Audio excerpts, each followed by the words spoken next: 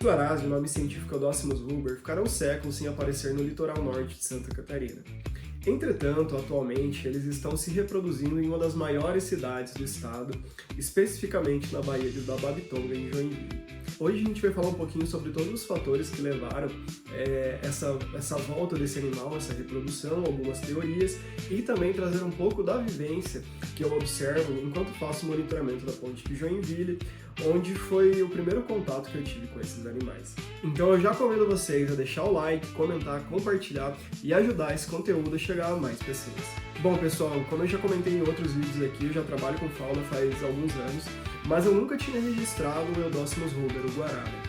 Porque eu nunca tinha feito campo nas áreas de manguezal, nas áreas de mangue, né? Então eu não sabia direito quais espécies ocorriam, e geralmente quando a gente vai para uma área nova fazer algum estudo, tu dá uma pesquisada nas aves que ocorrem naquela região. Mas, então, o guará eu conhecia ele apenas de pesquisa, mas nunca tinha registrado ou visto esse animal. Também sabia muito pouco sobre a sua ecologia e também sobre o seu status, né? Que basicamente, quando eu comecei a fazer ali as campanhas, logo eu vi já que ele era vulnerável, fui pesquisar, entender, né? Para saber mais sobre a espécie. Como eu nunca tinha contato com esses animais, a primeira campanha que eu realizei na ponte de Joinville foi em outubro de 2024. A gente tem 25, isso mesmo, em outubro de 2024. E logo de chegada ali, ainda não tinha movimentação de máquinas, não tinha nada iniciado, estavam só nas demarcações, algumas áreas de supressão, iniciando para começar a obra. E logo de cara que a gente veio para a primeira fase de supressão vegetal, já encontramos esses animais ali na região do Boa Vista, principalmente, na região do Ademar Garcia não foi tanto, mas ali no Boa Vista eu cheguei, eles já estavam voando, 1 ou 2 indivíduos, 3, passando para lá e para cá. E foi muito incrível porque ele é um animal que ele te chama muita atenção, tanto pela beleza quanto por você saber que é um animal, vamos dizer assim, uma ave rara de se encontrar. Ela só vai encontrá-la geralmente em áreas de mangue, mas, entretanto, não sei se vocês viram o vídeo que eu comentei a respeito da semana de observação de aves em Santa Catarina, o Festival Catarinense de Aves que ocorreu em Joinville, onde uma das palestras, os pesquisadores que atuam com os guarás, eles trouxeram dados que esse animal ele pode sim entrar para o interior do estado, vamos dizer assim, né, sair do litoral, algumas vezes para ir dar uma olhadinha como é que tá os rios ali, se alimentar, forragear. Mas, majoritariamente, você vai encontrar esses animais na região de mangue. Então, pessoal, nesse primeiro contato aí, você já fica super empolgado, pensando, meu, vou tirar algumas fotos muito legais desses animais, vou ver com frequência, porque tu já sabe qual é a região que ocorre. Mas eu não sabia, na época, do tamanho populacional desses animais, do risco que é para esses animais também a interferência antrópica, a interferência do ser humano. Na época eu era bem leigo a respeito da ecologia e também da biodiversidade, de como estava realmente a situação desses animais, né? E aí começamos a primeira campanha de fauna.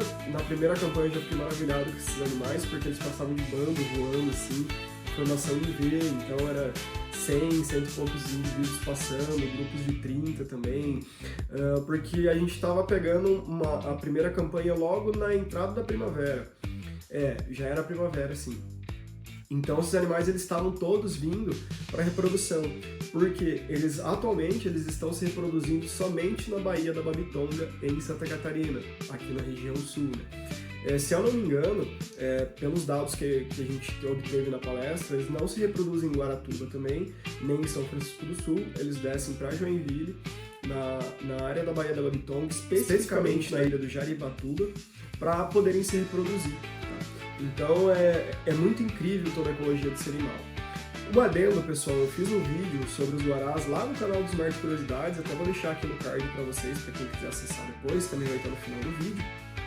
Mas aqui eu já vou abordar um pouco dessa ecologia, trazer alguns pontos principais, mas lá a gente vai ter um vídeo mais completo e aqui trazendo mais uma experiência de como eu vivi isso durante o monitoramento da ponte de Joinville. Bom, pessoal, basicamente os guarás, o Eudocimus huber, então, eles são da família dos pelicaniformes, né? E como eu disse para vocês, esses animais eles vão estar muito vinculados, especificamente vinculados a regiões costeiras, a regiões de mangue, tá?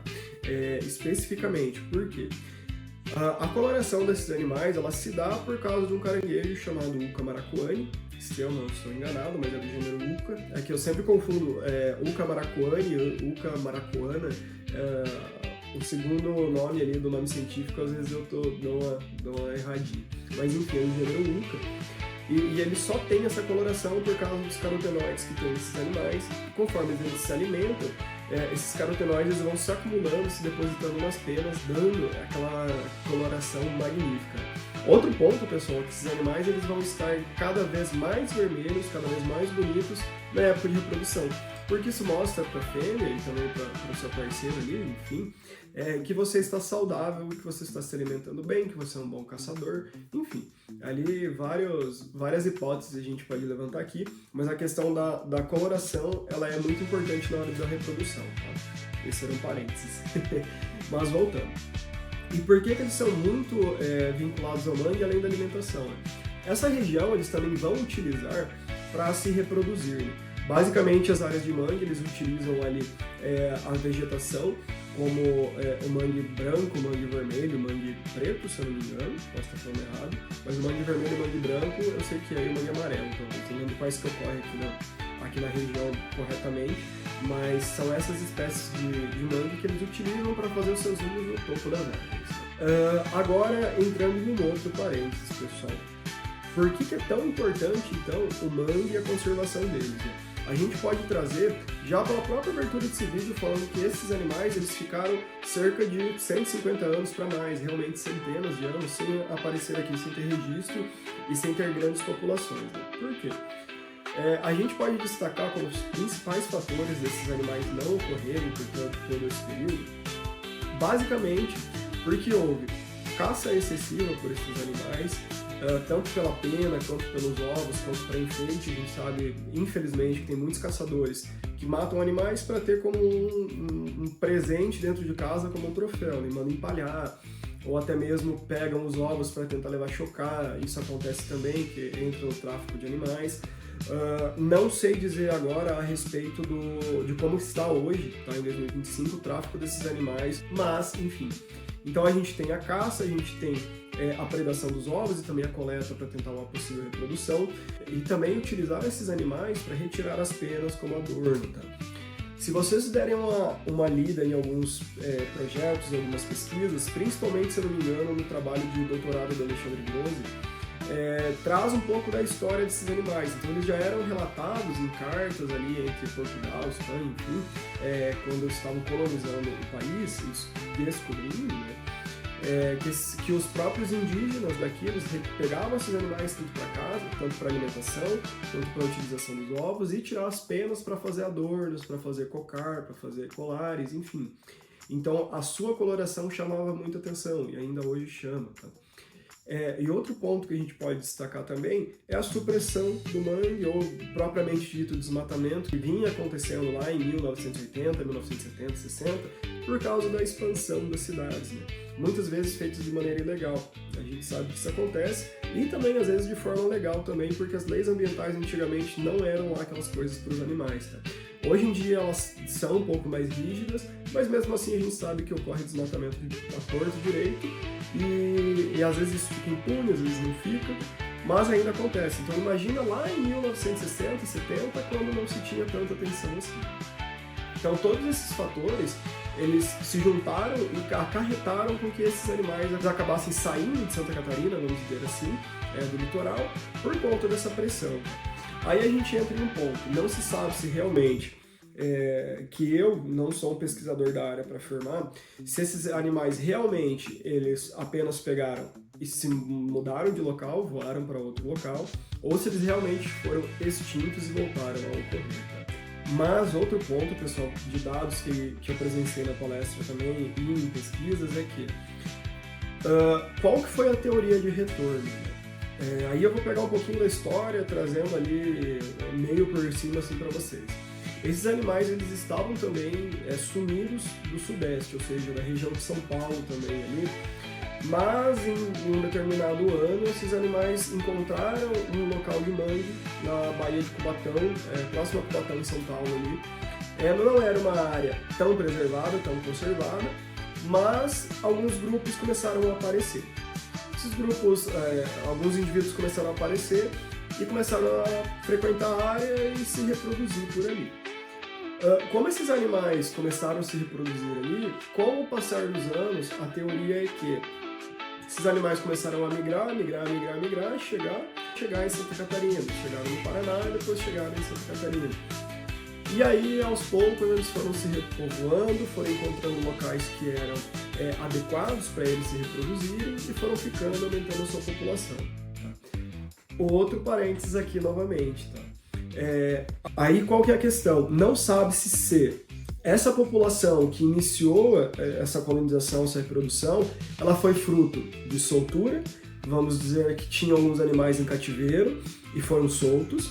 Não se sabe se foi uma população do norte que migrou para cá, porque a gente tem populações de guarás lá também, a maior população de guarás, se eu não me engano, tá? É naquela região. Não sabe-se então se eles desceram de lá até o litoral sul, do litoral norte para o litoral sul, tá? É uma das teorias.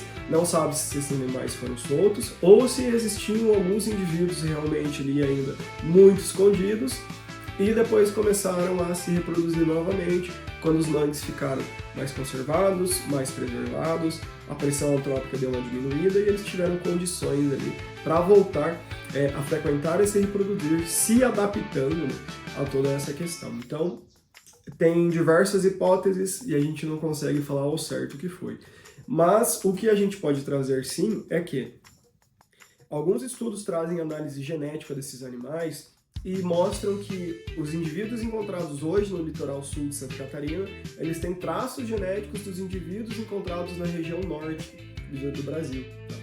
Então, na região sul de Santa Catarina não, né? Perdão. Na região sul, no litoral sul aqui, com traços do litoral norte, do genético da espécie. Né?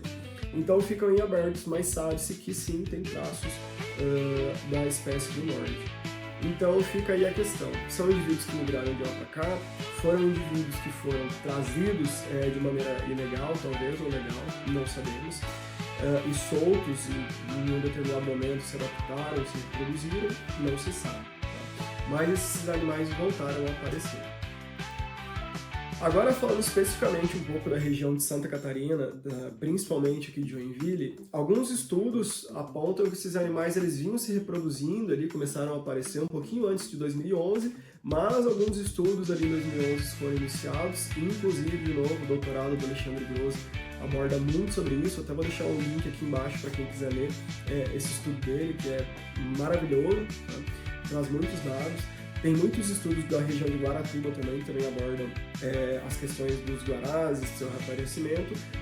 Mas em 2011, então, esses estudos mostraram que os guarás estavam se reproduzindo na região da Babitonga, especificamente na ilha de Jaivatuba.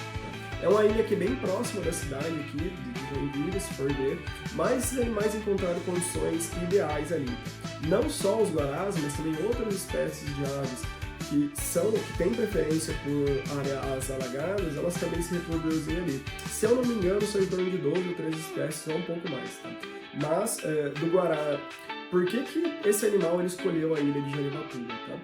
Então, a gente não sabe ao certo, tá? Mas o que a gente entende é que as condições da ilha elas são ideais para que os animais possam criar seus ninhos, se reproduzir e não ter a pressão tanto de predadores quanto da pressão humana, tá?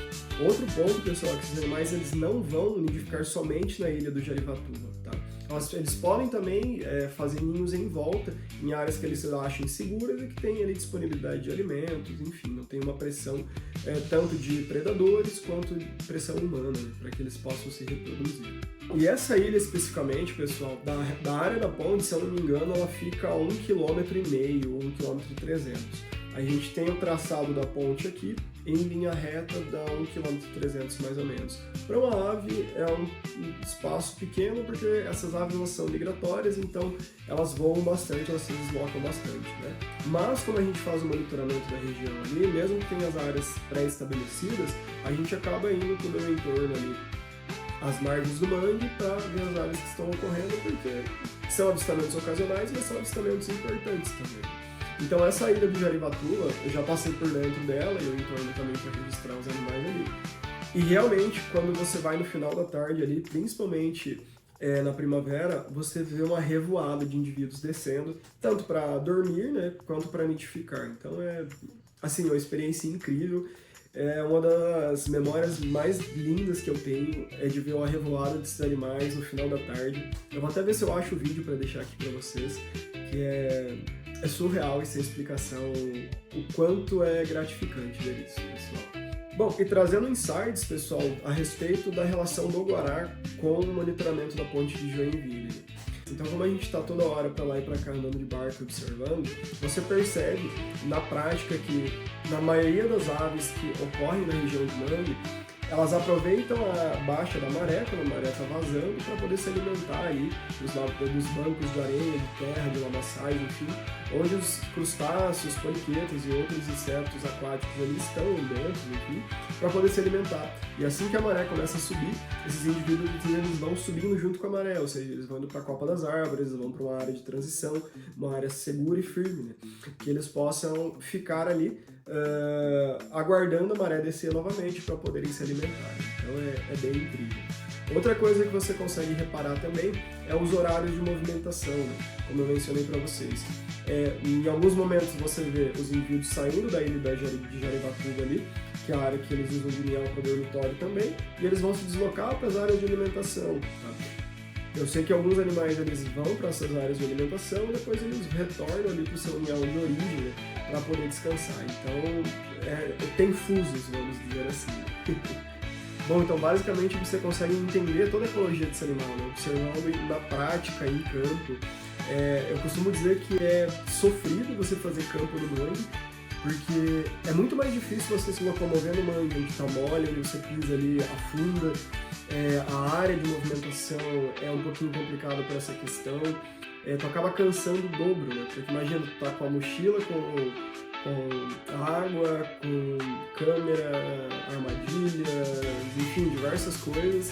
E aí você tem uma locomoção que é dificultada, tá com a bota geralmente alta e vai agregando e vai acumulando barro ali, lodo, fica mais pesado ainda. Aí você tem a questão que Joinville é um forno, uma sauna, então piora mais ainda.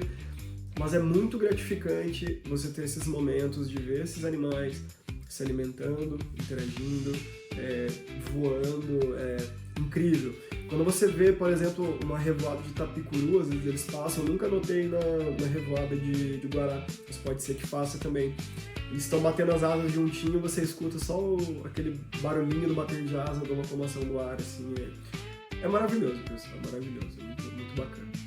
Mas, pessoal, aqui a gente vai levantar um adendo para finalizar, é que atualmente a estimativa desses animais aqui em Joinville é de aproximadamente 3.000 indivíduos para um pouquinho mais. Tá? Aqui eu não vou nem arriscar dar um número exato para vocês, porque realmente a gente não tem um censo para contar assim, dizer tantos indivíduos. Tá? A gente tem uma estimativa. Entretanto, sim, eles estão se reproduzindo, eles estão há mais aí de 12 anos, mais de 10 anos, com ninhais fixos na Baía da Babitonga, mas da mesma maneira que esses animais eles voltaram a se reproduzir, eles voltaram a crescer, eles também podem reduzir, eles também podem diminuir, eles também podem parar de se reproduzir nessa região, eles podem diminuir o seu número e eles ainda estão em risco e ameaçados. Tá? Por que eu digo isso? Alguns estudos também, se vocês lerem o doutorado ali do Alexandre, vocês vão ver que na área ali de nidificação foram encontrados placas baleadas, foram encontrados indivíduos mortos por questão de linhas de nylon de pesca mal descartadas, então vai parar ali na Babitonga, vai parar no rio e vai chegar nesses animais e pode sim influenciar e matar esses animais. Né? Outro ponto muito, muito crítico, pessoal, nesse mesmo estudo que eu mencionei para vocês, o que eles perceberam? Que as mães, a fêmea do Guará e também o macho, eles estavam levando borrachinhas de dinheiro, as liguinhas que chamam em algum lugar, para os animais comerem, porque eles estavam confundindo com poliquetas, tá? Pegavam como se fosse uma minhoquinha, levavam para o filhote comer, e o filhote acho que regurgitava, ou enfim engolia, depois excretava, e eles foram vendo um acúmulo daquelas borrachinhas nas áreas dos ninhos. Né? Então a gente está ainda impactando, influenciando. Para quem mora na região de Joinville, para quem para quem convive no mangue, ou quem é pescador, que anda nessas áreas, sabe a quantidade de lixo que a gente tem nessa região, pessoal. Eu vou deixar alguns vídeos aqui para vocês verem que eu gravei da situação do mangue de Joinville e é assim, eu já encontrei televisão, já encontrei bicicleta, já encontrei máquina de lavar, já encontrei seringa, garrafa, você vê aos montes, plástico, isopor. Então assim, esses animais eles se adaptaram sim, esses animais eles voltaram sim, mas ainda a gente não pode ficar despreocupados com eles. A gente precisa tomar cada vez mais medidas de proteção desses animais, criar talvez áreas de preservação, de conservação, projetos, como já surgiu aqui o Projeto Guará em Joinville, tem o Projeto Guará em Guaratuba também. Mas a gente precisa olhar ainda com um olhar de cuidado para esses animais, porque da mesma forma que eles voltaram, eles também podem ir embora. Então é muito preocupante isso e a gente tem que ter esse olhar de conscientização. E eu costumo sempre dizer que a mudança começa por você, começa por mim. Ah, mas eu não consigo fazer algo porque é força maior, tem que ter prefeitura, governo envolvido. Se a gente começar com pequenas ações, seja separando o lixo corretamente, retirar o lixo que você vê jogado perto do mangue, não descartar as coisas na rua principalmente, porque tudo que a gente produz vai para algum lugar. Na natureza não existe lixo, a gente criou o lixo. E a gente deposita ele em qualquer lugar, às vezes joga na rua mesmo. Na primeira enxurrada, na primeira enchente, na primeira chuva forte, isso vai descer para os rios, dos rios vai chegar nas áreas de mangue, vai para os oceanos. E hoje a gente já sabe que já foram encontrados microplásticos no coração humano, no cérebro, na corrente sanguínea, em diversos locais. Então, não é apenas cuidar dos guarás, é cuidar da nossa espécie, é cuidar do meio ambiente como um todo, pessoal. Então, sim, a gente precisa ficar atento a isso, tá? Bom, pessoal, espero que vocês tenham gostado desse vídeo, de trazer um pouquinho dessa experiência que eu tenho com os guarás ali durante o monitoramento. Espero que tenha agregado conhecimento para vocês e que sensibilize de alguma forma, sim, que a gente precisa olhar para o meio ambiente com mais cuidado. O meio ambiente não é um câncer, como o velho da Havan fala, né? Eu me esqueci o nome dele agora, é o popular velho da Havan, mas enfim.